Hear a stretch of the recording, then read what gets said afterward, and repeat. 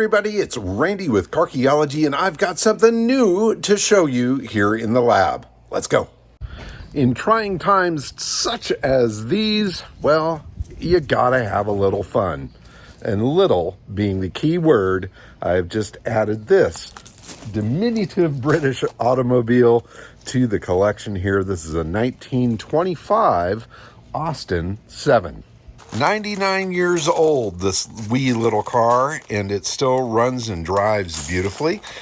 This is obviously an older restoration, but it is pretty well kept and in really nice shape. It's got a nice top on it, the rear-mounted spare, those tiny little skinny wheels, and under the bonnet, a little four-cylinder engine, roughly 750 cc's. But it'll pilot this little machine up to about 50 miles an hour, so maybe comfortable cruising speed 40 to 45. But what a cute little car, and such an interesting bit of motoring history. The Austin 7 was really a game changer for Austin in England. It was commonly referred to as kind of the British Model T. They made a lot of these cars from when they started, I think, in 1922 or so. They went through a few different changes over the years, but this one being an early one in 1925. This is the model that they call the Touring or the Chummy. And chummy you've got to be if you're actually piling people in this thing, because it's pretty tight quarters. However, people use these things on a daily basis, would load the family in them, go from town to town throughout the UK and abroad. These cars were shipped all over the place.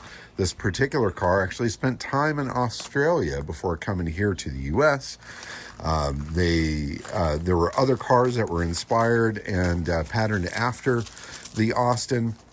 The first BMW automobiles, the BMW Dixie, was based upon the Austin 7. The American Austin and Austin Bantams were all based on this little car. And even some of the first World War II Jeeps, the Bantam Jeeps, those were designed based on this as well. It's a tried and tested, very interesting little machine that is surprisingly capable. Guys over in the UK will take these things out on trials events and drive them off-road. In fact, the previous owner of this particular car took this out on a Jeep run event and kept up with the boys in the Jeeps, driving this little tiny car. Again, it's not going anywhere fast, but you're certainly going in style, and you're certainly bringing a lot of smiles to anybody that sees you when you are on the road in this little machine. So let me see if I can fire this thing up for you. We'll pull it out. I need to wash it off a little bit. I too have been out running this thing in the dust. You can see the wheels are all dusty. So I'm going to give it a quick clean and then, well, probably go get it dusty again because, well, it's a nice day and I want to drive it. Now, the starting process of this requires a few little steps. First, you've got to open up the hood to reveal the massive power plant within. There's a fuel tap here. You got to turn that baby on. Simply push that down. It's gravity feed basically from a tank that's here in the cowl down to this little carburetor down below. There's a choke on here. We'll close that choke and then we'll come around here to the controls. There's an ignition switch here. You push that in. We're going to set the throttle up just a little bit and then come around front and go for the crank. Let's see how easy it starts. I have not started it today.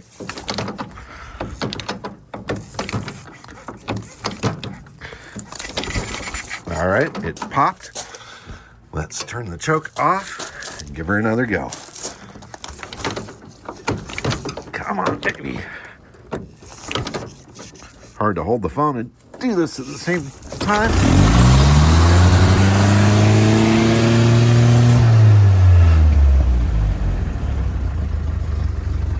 There you go. Settles into a really nice little idle. Love that little engine. So fun. All right, let's close the hood and we'll pull this thing out of the lab.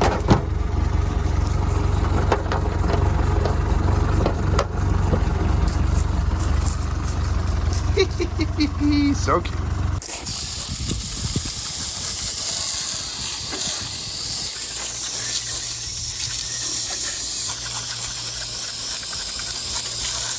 Okay, I've got her cleaned up and ready for a little run.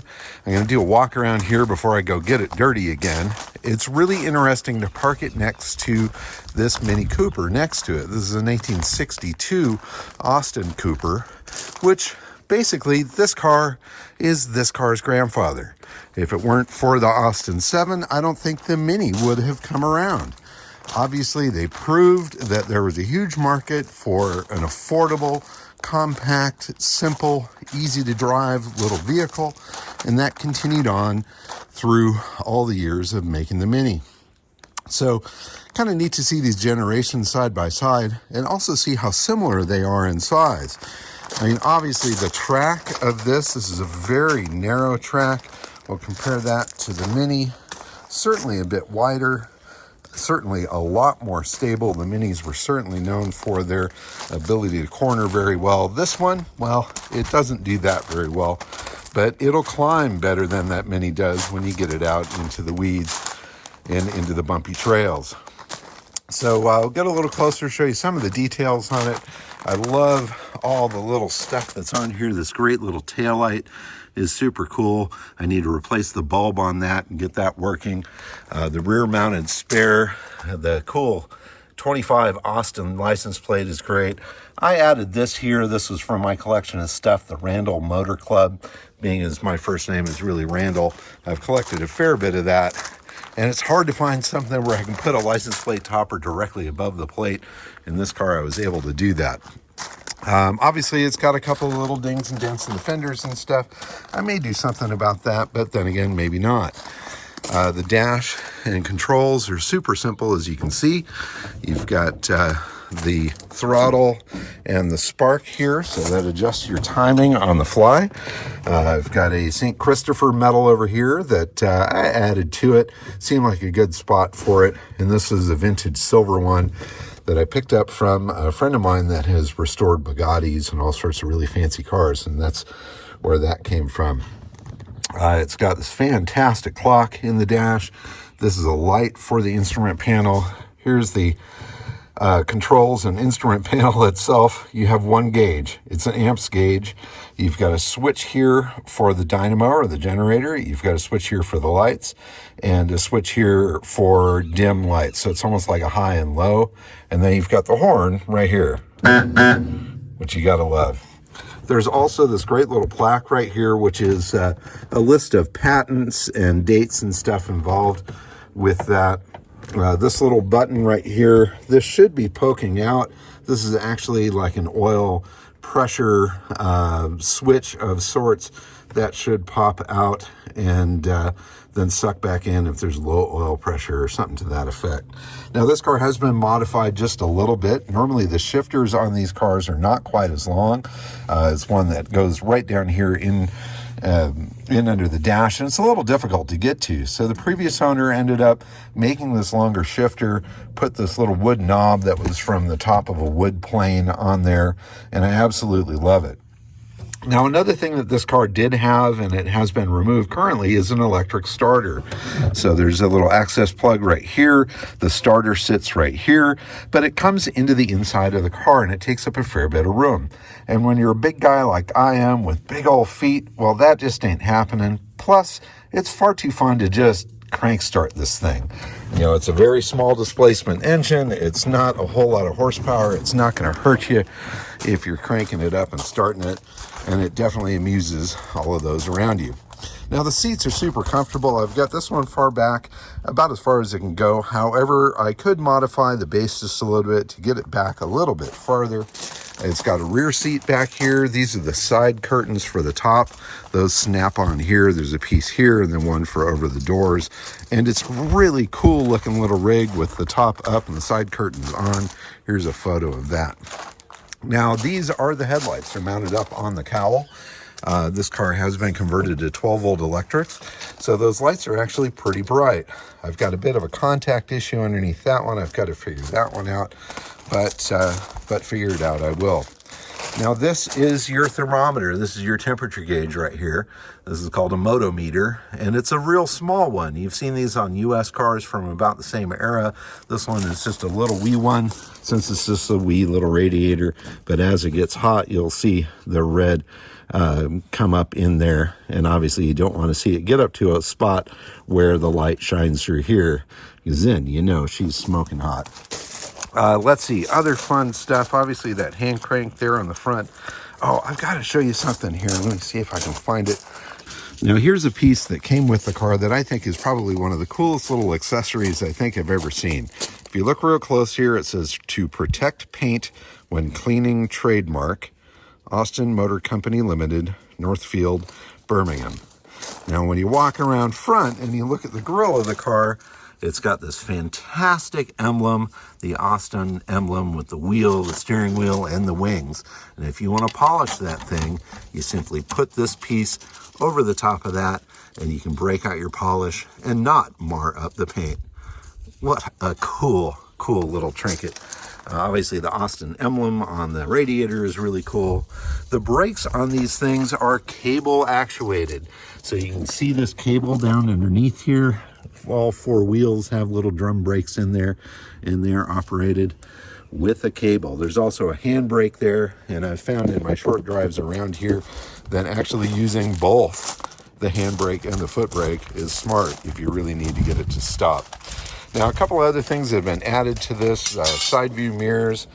This wasn't an original thing, but it's really nice the way that that's mounted on there, onto the brackets for the fog lights. I love that. And let's see, what else is there to show you in here?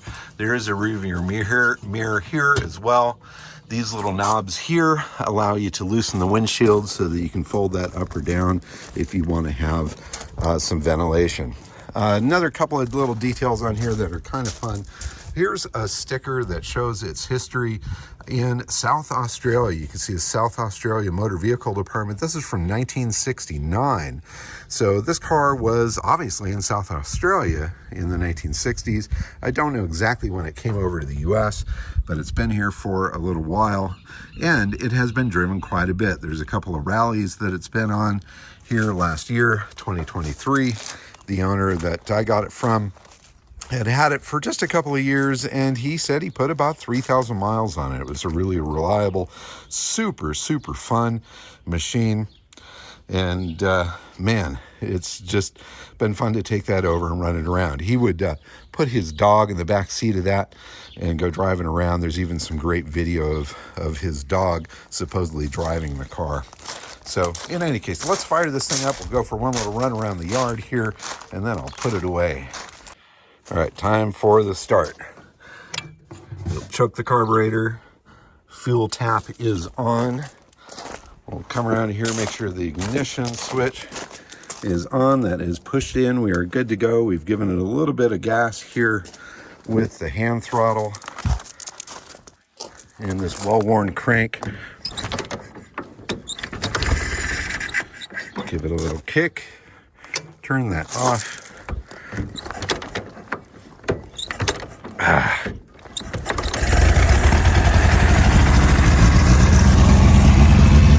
Here she goes.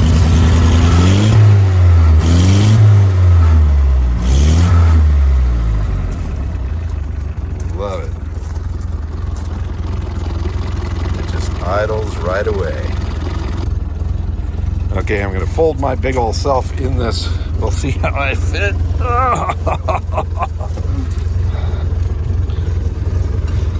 Okay, I'm in. Let's close the door. Some latches. A little funky.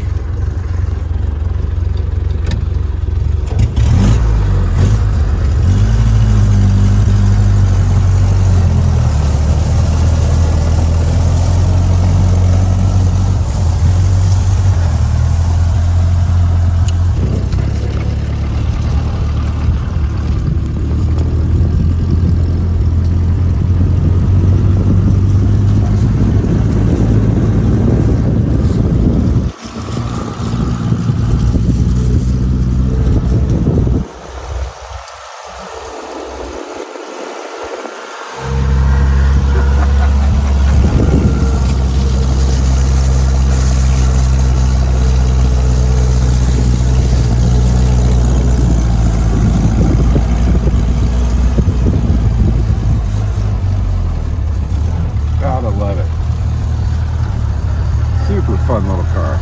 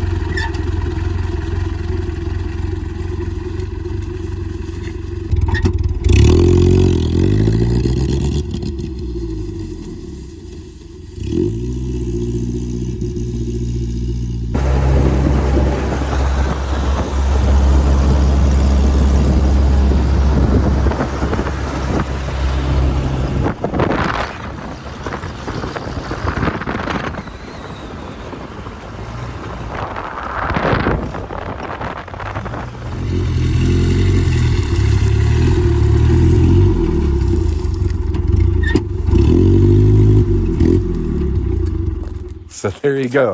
The Austin 7. What an awesome, super fun little car. I hope to get some other videos of this thing really out on the road. I'm going to bring it out to some different events, share this with the world, track down some more history on these cars to share with y'all, and maybe do a little more restoration work on this. But for now, I'm super pleased to have it. I think it is a really fun addition to the array of wild machinery here. And I also love that it takes up very little space. You compare that to the Packard that's in the unit here. Man, that takes up the space of two of these things. So little cars, it's the way to go when you only have so much space to work with. In any case, I want to thank John, the gentleman that sold this to me. He took very good care of this. He was a fantastic guy to work with. He brought this thing down from Sacramento for me, and I am absolutely thrilled to have it here, and I'm going to have a ton of fun and make a lot of memories with this silly little car. And if you are interested in these Austin 7 cars, I urge you to Google it, look it up, other videos here on YouTube. There are some spectacular ones of these things in action, climbing over some of the craziest little hills and going through muddy trails and all sorts of stuff. It is the do-anything car. Now, it won't keep up on the freeway, perhaps, but it'll go pretty much everywhere else. History on wheels right here. The 99-year-old Austin 7 joins the lab. Thanks so much for watching. Keep on digging them up and driving them. Bye-bye.